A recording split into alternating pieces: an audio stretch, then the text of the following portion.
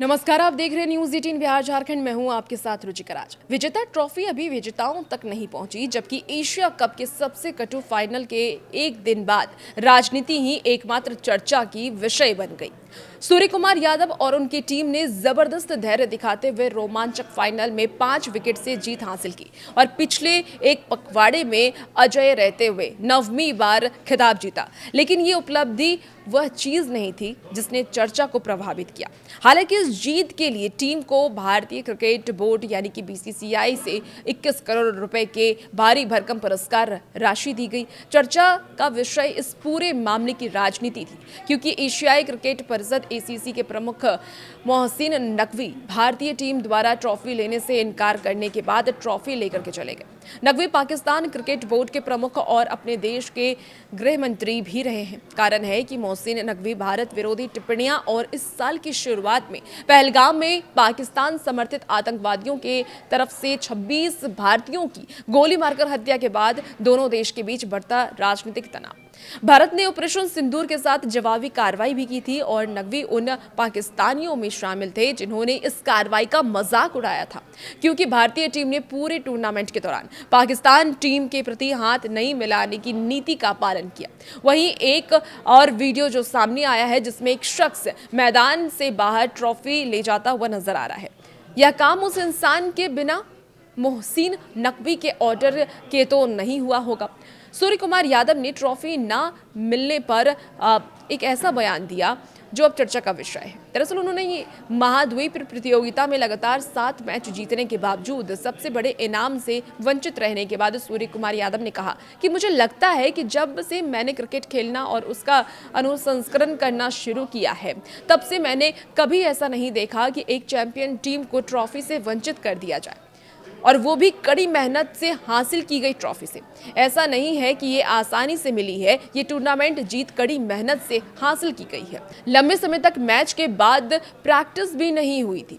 दरअसल रविवार को दुबई अंतर्राष्ट्रीय क्रिकेट स्टेडियम पर भारत की जीत के बाद 90 मिनट तक पूरी तरीके से नाटकीय घटनाक्रम देखने को मिला।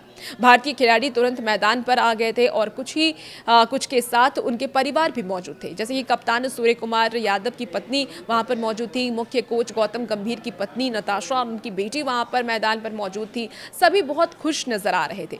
भारतीय टीम से 20 से 25 गज की दूरी पर एशियाई क्रिकेट परिषद यानी कि एसीसी और पाकिस्तान क्रिकेट बोर्ड के अध्यक्ष मोहसिन नकवी अपने साथियों के साथ खड़े थे। अब समझा जा सकता है कि बीसीसीआई ने एसीसी से कहा था कि टीम नकवी से पुरस्कार नहीं लेगी, जो भारत विरोधी रवैये के लिए जाने जाते हैं। अब ऐसे में नकवी ने कुछ दिन पहले ही एक वीडियो पोस्ट किया था जिसमें फुटबॉलर क्रिस्टियानो रोनाल्डो विमान क्रैश होने का इशारा करके गोल का जश्न मना रहे थे। नकवी का इशारा पाकिस्तान के उस दावे की ओर था कि पहलगाम आतंकवादी हमले के बाद ऑपरेशन सिंदूर के दौरान उन्होंने भारत के 6 जेट गिराए थे। सूर्य कुमार यादव ने यह कहा कि हमें ऐसा करने के लिए किसी ने नहीं कहा था। उन्होंने ये भी कहा कि नकवी के बहिष्कार का फैसला मैदान पर ही किया गया था। बीसीसीआई सचिव देवजीत सेकैया ने ये बड़ा बयान दिया है। दरअसल बीसीसीआई सचिव ने मुंबई में कहा कि भारत उस व्यक्ति से ट्रॉफी नहीं ले सकता जो हमारे देश के खिलाफ युद्ध छेड़ रहा है। पाकिस्तान को लेकर के भी उन्होंने कई जवाबी बयान दिए हैं। उन्होंने भारत से इनकार के बाद जब नकवी पोडियम से नीचे उतरे और निकास द्वार की ओर बढ़ते तो सबको चौंकाते हुए एसीसी प्रतियोगिता स्टाफ ट्रॉफी लेकर के उनके पीछे चला गया, जिससे कि भारतीय खेमा हक्का बक्का रह गया।